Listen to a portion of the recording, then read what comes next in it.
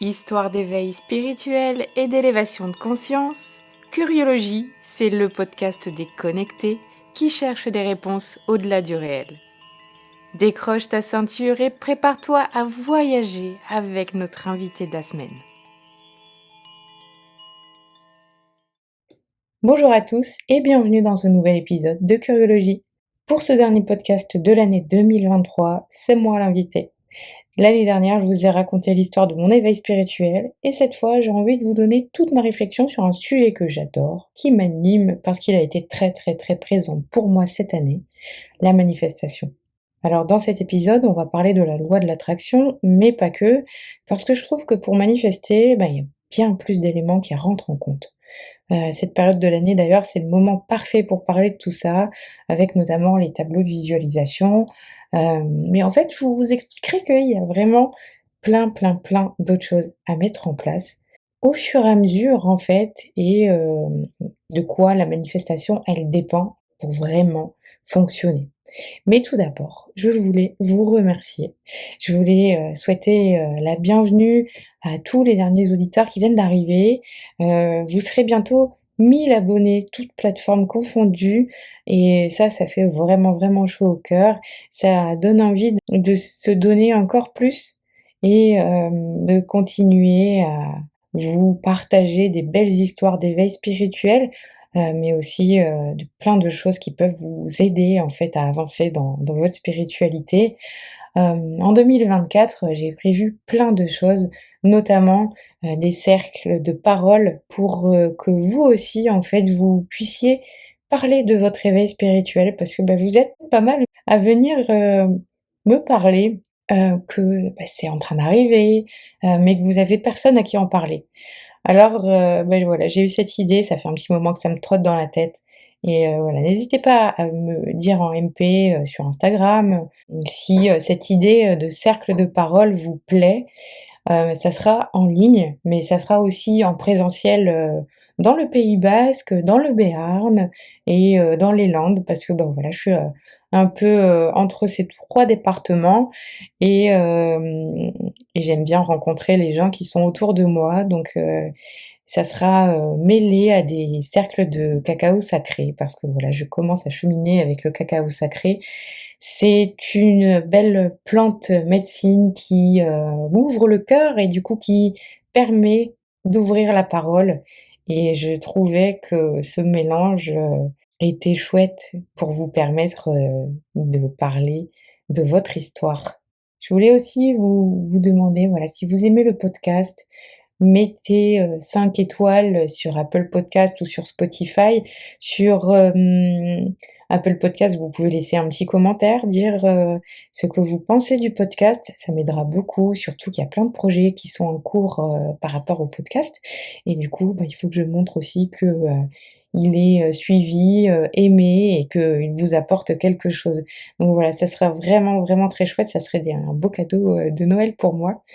Je voulais aussi vous remercier à tous, pour, votre écoute, et votre fidélité.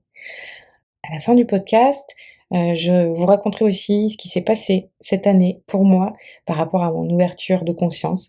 Voilà, j'ai quand même pas mal évolué, j'ai fait beaucoup d'expériences qui m'ont apporté plein de choses, plein de belles choses et j'ai vécu, une année, assez merveilleuse.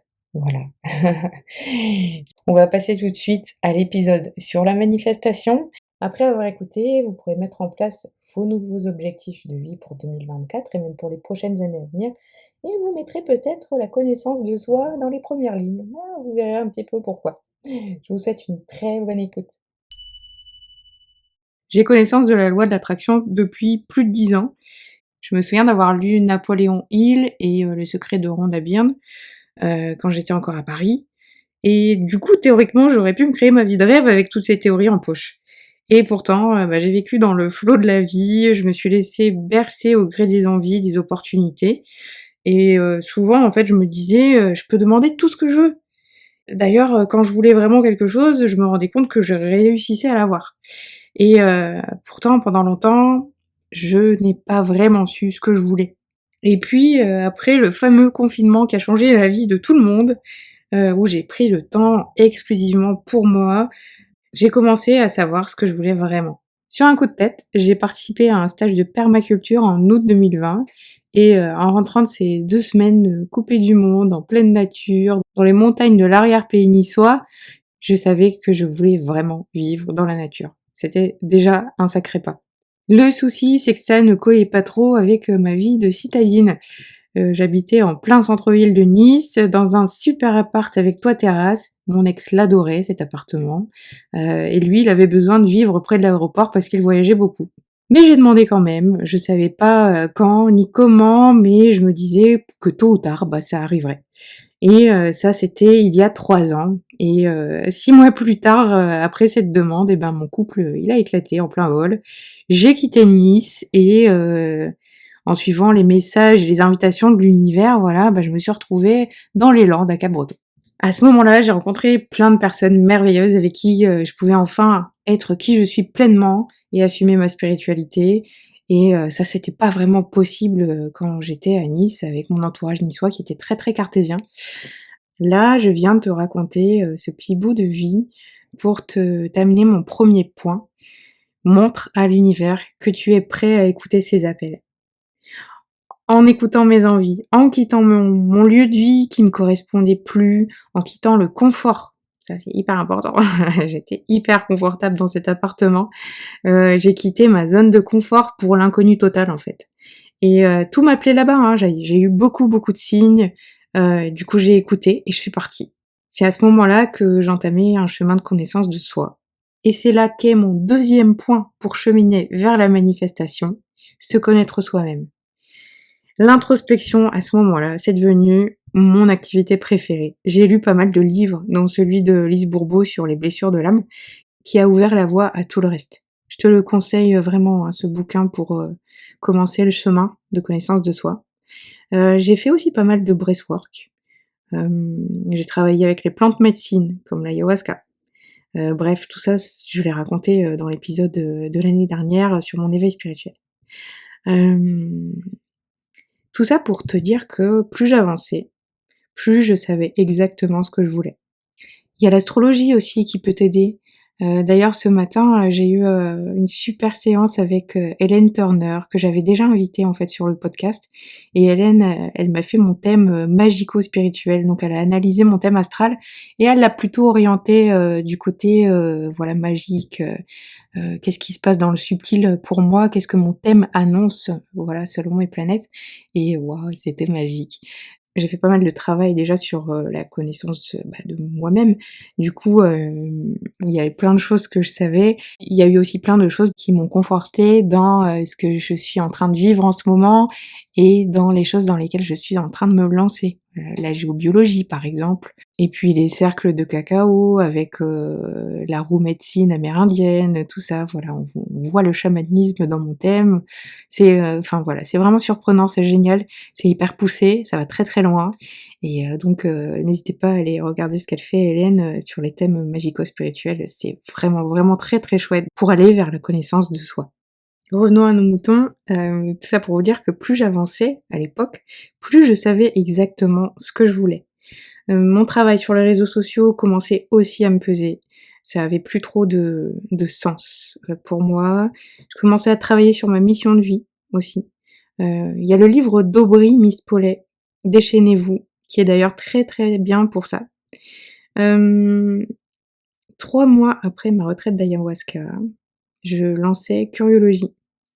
J'ai aménagé mon van pour aller à la rencontre des écolieux parce que je souhaitais en créer un. Cette envie, en fait, je l'avais depuis, le stage de permaculture et je voulais, forcer un peu les choses. Plus j'avançais, plus je m'épanouissais, plus l'amour de moi grandissait, plus je savais ce que je ne voulais plus, ça c'est hyper important, et je savais de plus en plus ce que je voulais. Donc la connaissance de soi, c'est donc un point essentiel, hein, dans la manifestation. Avant ça, j'ai demandé des choses qui n'étaient pas du tout alignées avec mon moi profond et bah, devinez quoi? Ça a pas marché, hein. Elles sont jamais arrivées. Donc rappelle-toi de qui tu es pour savoir où tu dois aller, ça c'est, vraiment une des clés de la manifestation. Troisième point pour manifester, s'aimer soi-même. avoir une bonne estime de soi, c'est hyper important pour ressentir que l'on mérite ce qu'on désire. D'ailleurs, c'est une formule magique que j'ai découvert il y a fort longtemps et que j'utilise depuis. Quand je demande quelque chose, je dis à la fin, je le mérite. Souvent, on va mettre des actions en place pour aller dans ce sens et mériter la chose. Mais c'est vraiment magique en fait. Et ça va au-delà du mérite et du sens qu'on veut bien lui donner dans notre société. Je pense que ouais, il y a vraiment quelque chose. C'est comme une formule magique. Hein, ça va au-delà. Et voilà, essaye. Tu me diras. C'est un conseil que j'ai donné à des amis et c'est rigolo parce que je sais pas si elle a appliqué cette petite formule magique, mais en tout cas, ce qu'elle a demandé est arrivé. Mon 4e point est encore une fois une question d'état d'esprit. Pour manifester, il faut absolument que tu crois en toi, en tes capacités et aussi en la magie de la vie. Si tu balances tes intentions sans croire à tout ça, en te disant en arrière-plan de toute façon, tu vas pas y arriver, ça risque pas d'arriver en fait. Parce que t'es en train d'annuler ta demande.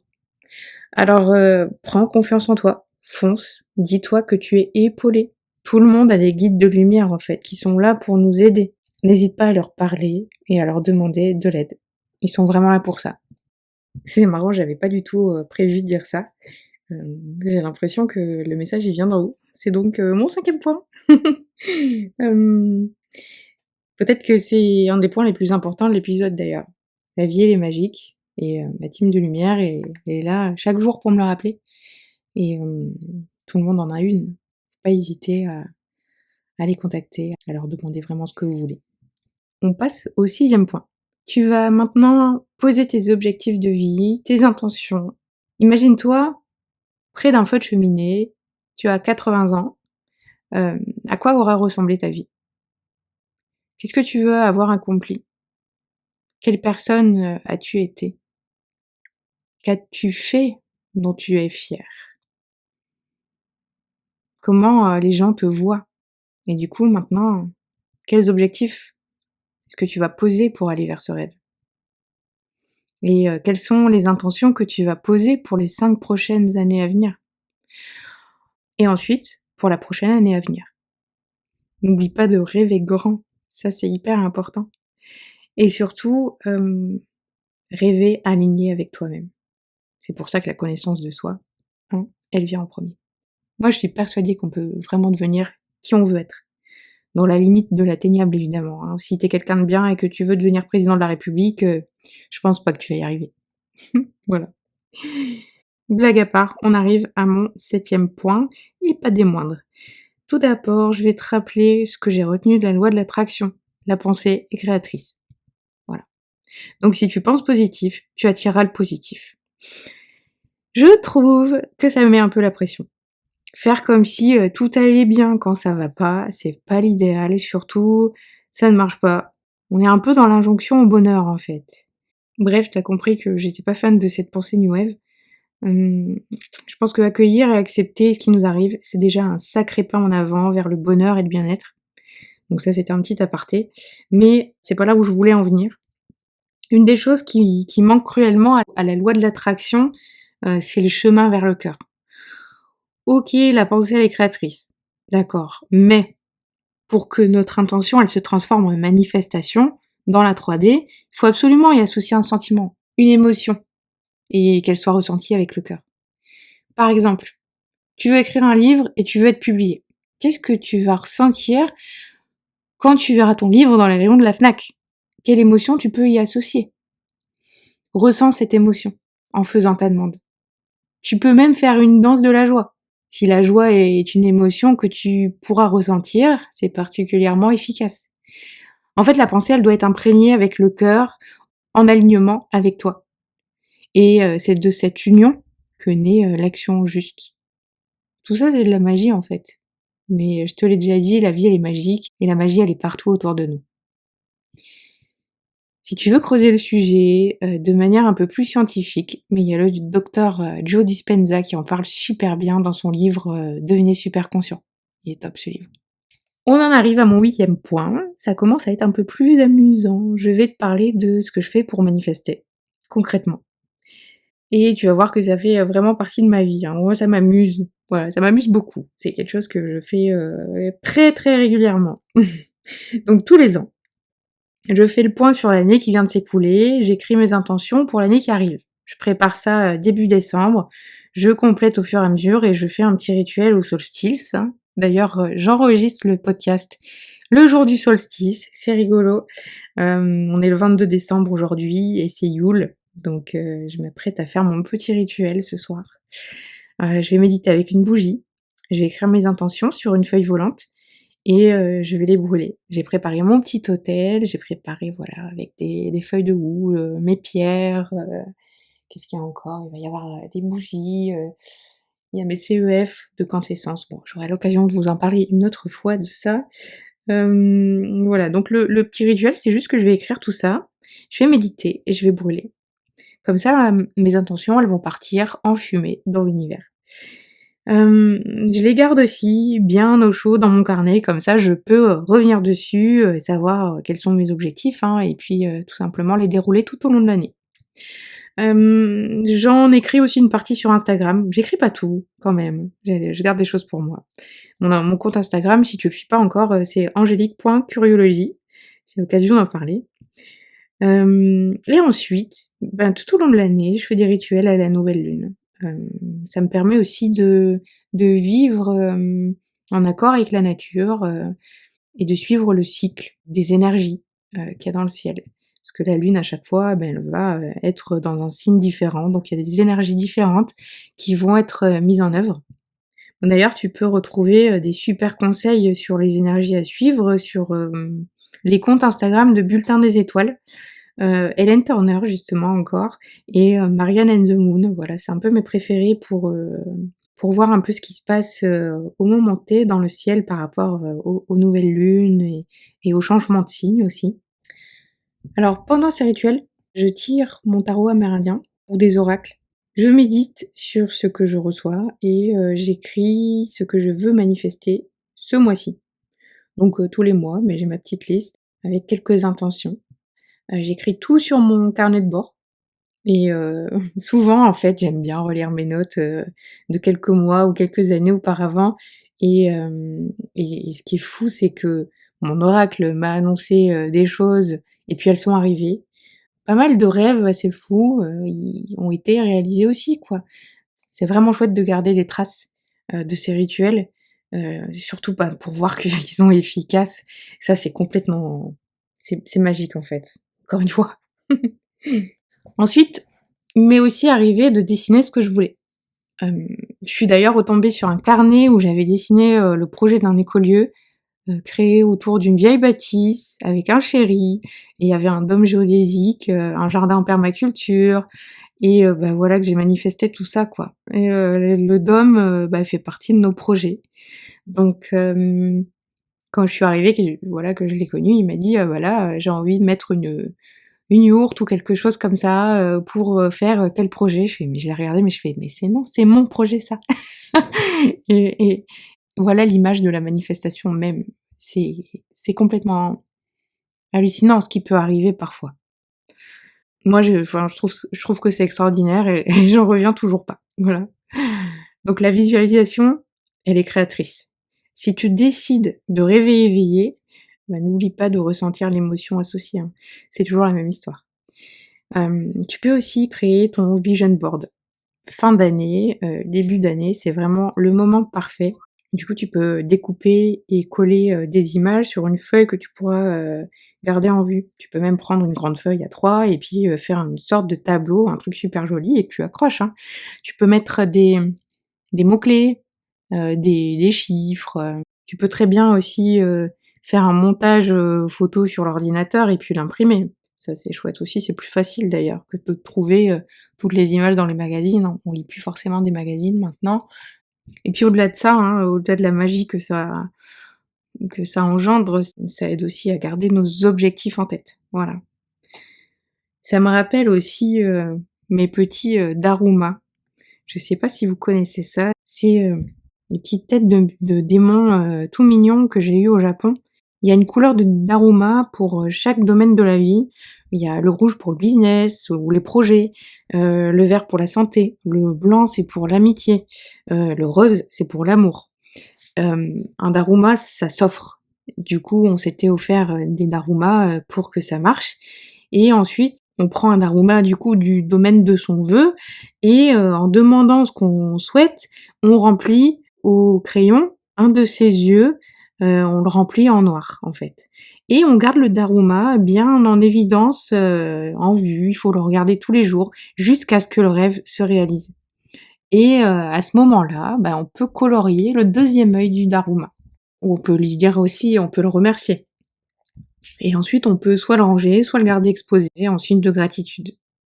Voilà, j'adore ces petits tips comme ça, venus de l'autre côté du monde. Si vous connaissez quelqu'un qui va au Japon, demandez-lui de vous ramener un petit Daruma. On arrive à mon 9e point. Savoir faire du vide pour laisser place au neuf. C'est hyper important. J'ai expérimenté ça plein de fois et j'appelle ça la théorie de la montgolfière. À chaque fois que j'ai lâché un métier que j'avais peur de quitter ou une personne, j'ai été comme récompensée. Tout s'est remis en marche, dans le bon sens. Le vide qui avait été créé, ça a laissé la place à de nouvelles opportunités et ou à encore plus d'amour de moi, par exemple, plus de bonheur, plus d'amis. Je trouve qu'on gagne tout à laisser derrière soi quelque chose qui nous rend malheureux, qui nous bloque surtout. Voilà, quand ça bloque et qu'on s'obstine à garder, qu'on a peur de lâcher à cause du confort, à cause des habitudes, et souvent, très souvent à cause de la sécurité. Peut-être que c'est le message que tu attendais en cette fin d'année. Je sais que on est beaucoup à avoir peur de lâcher quelque chose. Et pense à cette montgolfière qui s'envole et qui s'envole une fois qu'elle a lâché tous ses lestes. Moi, j'adore cette image. Conseil numéro 10. Être le reflet de ce que l'on désire. En 2021, j'ai écrit la description de l'homme de mes rêves. Après quelques essais infructueux, on va dire, j'ai commencé à me sentir, voilà, vraiment bien toute seule, mais du coup à être le reflet de cet homme de mes rêves. J'ai tout fait pour vivre dans la nature. J'ai cultivé mon potager, j'ai vécu en autonomie. J'ai commencé à créer ma famille en fait, en adoptant mon chien Floki. J'ai pris du temps pour développer ma conscience. Et, et cet homme-là, bah, il a fini par arriver. Et c'est mon miroir, celui qui me ressemble comme si on avait été fait dans le même moule. À part quelques différences évidemment, mais c'est assez incroyable. Et c'est parce que voilà, je me mettais pas non plus la pression. Alors, j'avais lâché prise et, et j'étais surtout bien avec moi-même parce que je m'apportais tout ce dont j'avais envie. Voilà. Pour continuer sur le reflet, j'entends souvent si tu veux changer le monde, commence par te changer toi. C'est tellement juste. J'adore cette phrase. Mais c'est en apportant de la conscience et de l'amour autour de nous qu'on arrivera à casser des schémas, des blessures, la haine entre les êtres humains en fait. Et changer le monde, ça commence vraiment à notre échelle. N'essaye pas de changer les autres. En revanche, tu peux les inspirer par la lumière et par le bien-être que tu renvoies. Tout est question de refléter encore une fois. D'ailleurs, si tu cherches à changer tes traits de personnalité, tu peux essayer les mantras, les affirmations positives. Quand j'étais timide, maladive, j'avais fait des exercices du livre La PNL pour les nuls. La PNL, c'est la programmation neurolinguistique et ça m'a beaucoup aidé à changer en fait. C'est pas le sujet, hein, mais c'est hyper intéressant pour faire évoluer sa personnalité et sa manière d'être au monde. Donc pour terminer sur ces conseils, pour amener la manifestation de tes rêves dans la matière, j'aimerais te parler de 3 dernières choses. La prière, la gratitude et le lâcher-prise. En fait, tu peux demander des choses à l'univers, à Dieu, à la source, hein, tu l'appelles comme tu veux.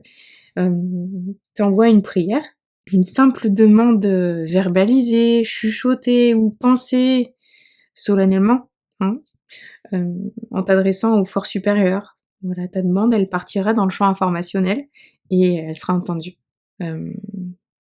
J'ai déjà entendu que c'était plus puissant si on le disait à voix haute. Donc moi, depuis, je chuchote quand je suis avec quelqu'un.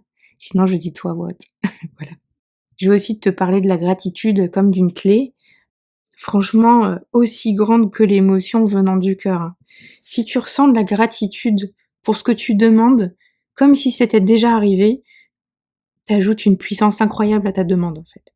Et quand ton vœu est exaucé, tu peux remercier. Ça, c'est hyper important. Tu peux cultiver ce sentiment de gratitude aussi pour ce que tu as déjà. Non seulement ça rend heureux, mais en plus, ça renforce notre relation avec l'univers. Et puis déjà se rendre compte de tout ce qu'on a, de tout ce qu'on est, et aussi parfois de comment on est bien entouré, ça nous fait se sentir riche, vraiment. Moi, je me sens riche intérieurement, je me sens riche d'amour, je me sens riche de ma famille, de mes amis, de la vie que je me construis, des rêves que je réalise au fur et à mesure. Ressentir de la gratitude envers les richesses qu'on a déjà, c'est hyper important. Et je parle pas forcément de richesse sur le compte en banque, mais voilà, de richesse intérieure et de bonheur et de joie. Déjà rien que d'avoir de la gratitude pour tout ça, ça amplifie encore toutes ces richesses. Ouais, essayez la gratitude, c'est magique. Pour finir, on va parler du lâcher prise. Voilà, pas la peine de faire ta demande tous les jours, hein, d'y penser tout le temps. En fait, tu vas lâcher l'information dans l'espace. Tu fais ta to-do list. Tu te mets en action et tu lâches prise sur le résultat. Tu laisses les choses faire. Tu fais confiance à l'univers. Et si tu te mets en marche vers la réalisation de tes rêves, bah, il sera là. Il sera là pour te soutenir de tous les côtés. Tes guides aussi. Voilà. Passe à l'action, mais ne pense plus forcément aux résultats que tu veux obtenir.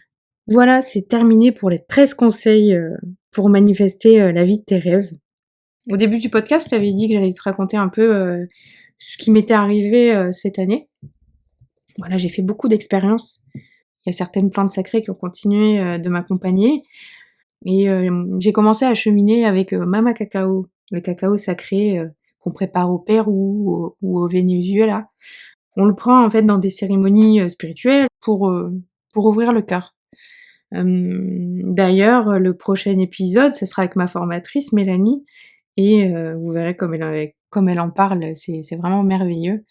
Elle vous en dira plus sur cette belle médecine du cœur. J'apprends aussi la géobiologie. Et d'ailleurs, ça c'est encore un truc sur la manifestation. Moi, j'avais demandé de trouver un alchimiste ou un mage qui m'enseignerait les secrets de l'invisible. Et c'est en trouvant mon formateur de géobiologie, en fait, que j'ai manifesté ce vœu. Je m'en suis rendu compte au bout du la troisième journée de cours. Je me dis, mais en fait, c'est plus que la géobiologie là que tu m'enseignes. T'es le mage, comment dire, que j'avais demandé, hein. Tu sais, j'avais demandé ça à l'univers et puis voilà, t'es arrivé, quoi. C'est incroyable. Et je pense aussi qu'il y aura un épisode avec lui. On parlera de géobiologie, mais on parlera aussi de comment il lève les sorts. Il y a beaucoup de sorts qui sont jetés inconsciemment hein, par des personnes, hein, par la jalousie, par exemple, des gens qui sont jaloux de vous et qui sont tellement jaloux que ça crée une forme pensée qui va se mettre, par exemple, sur le siret de votre entreprise. Et du coup, ben, l'entreprise, d'un coup, elle marche plus. Et elle avance plus, il y a plus le CA d'habitude. Et donc lui, il nettoie tout ça. Et c'est assez incroyable hein, de mettre le nez là-dedans. Je suis vraiment heureuse, moi, d'avoir connu mon formateur Eddy et de découvrir, en fait, le monde de l'invisible, hein. La géobiologie, c'est aussi, discuter avec les gardiens des lieux. Donc ouais, c'est la semaine dernière, j'ai discuté avec une fée. Ça c'est au pendule évidemment parce que j'ai pas encore, enfin j'ai pas la visualisation, je les vois pas, hein, c'est plutôt les enfants, hein, qui les voient. Hem, mais en tout cas, on a pu avoir un dialogue au pendule et ça, c'est quand même extraordinaire. Hem La géobiologie, c'est aussi parler des ondes cosmotelluriques, donc les ondes qui viennent de la Terre et les ondes qui viennent du ciel. En fait, ça harmonise tout ça. C'est aussi quelque chose de très terre à terre, hein, puisqu'on va aller mesurer les champs électromagnétiques qui viennent des antennes relais ou qui viennent des appareils qu'on a dans notre maison et qui créent des déséquilibres en fait et qui souvent créent des maladies chez des gens, des maux de tête ou même des insomnies. Voilà, ça commence par là. Hem, donc voilà, en 2024, bah, je vais me lancer là-dedans parce que je trouve que c'est passionnant. J'adore moi quand il y a un pont en fait entre le subtil et le scientifique. J'ai d'ailleurs c'est Hélène qui me disait ça ce matin, dans mon thème astral et mon côté, vierge, je suis sceptique, je mets les choses en doute, j'ai du discernement et j'aime bien moi avoir des preuves en fait. Des preuves que voilà, je suis pas en train de dire des bêtises et je suis pas en train d'inventer des choses. Et ça pendant très, très longtemps, ça m'a bloqué en fait justement mes perceptions parce que en fait j'y croyais pas, inconsciemment. Et bah voilà pour contrer tout ça, je suis en accompagnement aussi à la médiumnité avec la douce Pity. Voilà, vous êtes beaucoup, beaucoup à avoir écouté son épisode. C'est une des meilleures écoutes, de l'année d'ailleurs. Hem grâce à elle, bah, je commence vraiment à prendre confiance en mes ressentis. Je fais des ressentis photos et j'ai des retours des personnes qui me disent: «Bah, ouais, bah, là, en gros, tu as bon à 90 c'est exactement moi», ou «C'était la moi d'il y a un an et voilà, j'ai changé ça, mais il y a un an, c'était pile poil qui j'étais à 100 c'est assez incroyable». Donc tout ça, ça aide à prendre confiance en soi et c'est vrai que quand on veut développer, ses capacités, faut vraiment pas hésiter à se faire accompagner. Voilà. Moi, j'ai hésité longtemps et je regrette de pas l'avoir fait avant. Bon après tout arrive au moment, pile poil quand il faut, hein. Ça, j'en suis consciente et tout ça, voilà, depuis quelques mois, ça m'ouvre aussi, plusieurs portes. Je rêve beaucoup et parfois, bah, c'est des rêves, assez bouleversants. Il y a des messages, il y a des connexions, au champ informationnel du monde. Voilà, je sais pas si vous suivez les stories, mais il y a un jour, je me suis réveillée complètement bouleversée parce que, ben, j'avais été, comment dire, j'étais un enfant, à Gaza, et il y avait l'armée qui arrivait et moi, en fait, je regarde pas les infos et j'étais pas du tout au courant de ça et en fait, là, j'ouvre Instagram et là, je vois, bombardement à Gaza, des comptes, en fait, de personnes, que je vois pas apparaître d'habitude, d'ailleurs et qui sont dans la spiritualité aussi et qui étaient en train d'informer au monde que, Gaza était en train d'être bombardé et voilà, ça m'a valu, 2 nuits blanches et plus de confiance. Mais voilà, c'était hyper dur, de ressentir tout ce mal et de voir tous ces enfants souffrir, quoi. Ouais. Voilà, en bref, bah, je travaille, à mon ouverture de conscience. Je médite, tous les jours. Cette année, j'ai appris, la méditation transcendantale. D'ailleurs, il y a un épisode avec, ma formatrice, Marie-France, qui a été publié vers, fin août. J'ai passé un très, très beau mois d'août, justement à apprendre ça avec une amie et c'était une période magique, ouais, parce que, bah, justement, plus je méditais, plus je manifestais des choses. Donc ça, c'est peut-être, hyper important aussi, hein, plus on se connecte à son soi, à son moi profond, à son âme et ben, plus, on va avoir, la communication facile avec, l'univers et la demande va être exaucée assez rapidement. Voilà. Après, cet été, il y avait vraiment des énergies qui étaient hyper fortes. Vers la mi-août, c'était hyper puissant. Faut aussi regarder un petit peu ce qui se passe, ah oui, j'ai pas pensé à parler de ça. Il y a les portails énergétiques. Le, le 11 novembre, par exemple, le 22 décembre, le 12 décembre. Il y a aussi le 2 février, le 22 février. Tout ça, c'est des portails énergétiques qui sont assez puissants. Donc n'hésitez pas justement, encore une fois, à envoyer, des demandes, ces jours-là. Voilà, comme je disais, en bref, je travaille mon ouverture de conscience, je médite, hem, comme ça je suis alignée, je suis ancrée, ça c'est hyper important et je demande. J'espère que cet épisode t'a plu et qu'il t'aidera à manifester tous tes rêves. Je te souhaite de belles fêtes de fin d'année ou une très bonne année. Si tu écoutes, ce podcast début janvier, je te souhaite plein de lumière, plein d'amour. Je te dis à très vite pour une nouvelle année fantastique et un nouvel épisode de Curiologie. Tu as vécu un éveil spirituel et tu as envie de le partager? Contacte-moi via le compte Instagram de Curiologie. Si tu trouves que le podcast est utile, soutiens-le en laissant un commentaire. Tu peux aussi le partager à toutes tes amies connectées. À très vite pour un nouvel épisode de Curiologie.